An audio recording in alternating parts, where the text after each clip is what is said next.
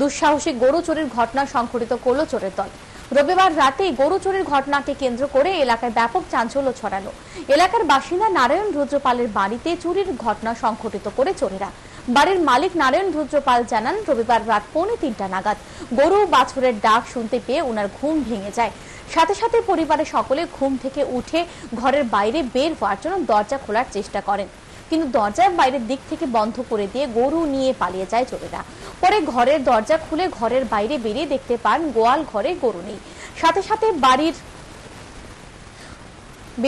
সাথে গাড়ির অদূরে অবস্থিত বিএসএফ ক্যাম্পে গিয়ে ঘটনার বিষয়ে জানান, কিন্তু অনেক খোঁজাখুঁজির পরও চুরি যাওয়া গরুর আর কোনো হদিশ পাওয়া যায়নি।